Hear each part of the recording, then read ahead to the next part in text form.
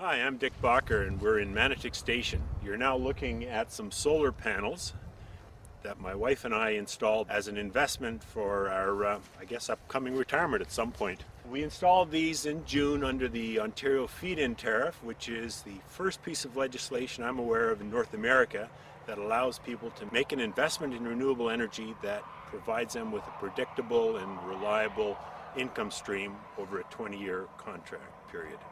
The equipment that you see will last over 30 years, but there's 20 years where there's a revenue stream that's predicted and guaranteed. Therefore, my wife and I have invested in this as a financial investment, not necessarily to save the world or anything like that, although there are side benefits that are good for everyone else as well. We're now inside the barn. This is the barn that my wife and I operate our seasonal retail business called Third Row Bazaar. Outside I showed you these solar panels. There's 2 rows of 24 solar panels per row. Each row of panels produces power, of course, that comes into the barn on 2 cables, DC power. It goes to an inverter that converts the DC power to AC power, and then from each inverter it's brought to a combiner, which then connects to a cable which goes outside to the grid. We're now outside of the barn. The power comes through this wall, along this line here, to my disconnect, should there be a problem. Should there be a problem, then the power here can be isolated from the grid.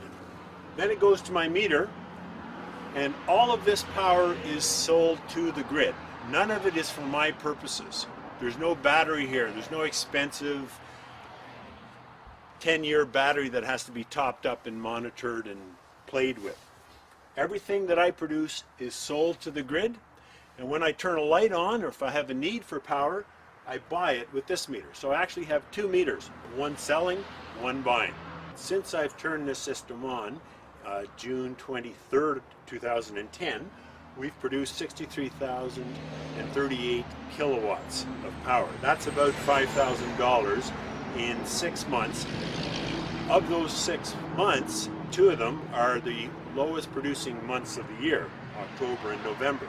So I'm on track to make about $10,000 in this year.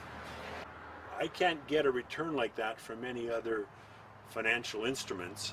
And I don't have to invest in a fossil fuel dividend paying company. I'm investing my own money in my own infrastructure and my own capital asset that is employing people in this community, rather than sending it off to England to invest in BP, for example, that then has an oil problem in the Gulf of Mexico and doesn't pay dividends because of. Another key aspect of solar that people should be aware of and isn't mentioned much is the fact that I can only produce power when the sun shines. Almost every bit of power that our solar panels produce is consumed by my brother in the store next to me.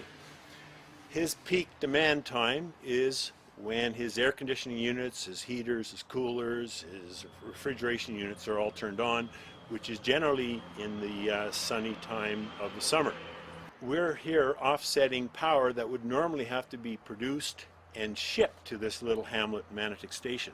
Manotick Station is now producing power in the peak load. We're offsetting expensive power that has to be turned on in Almont or Toronto or some other place far away, and then has to be shipped here, which has line loss between 8 to 12% normally, up to 30% in the peak demand time. Because we produce peak load, we're reducing that line loss, and we're reducing it at the most expensive time, and we're offsetting very expensive power. So that is good for the taxpayers of Ontario, and it's good for the climate and the weather and all sorts of side effects. It happens to be good for our family as well.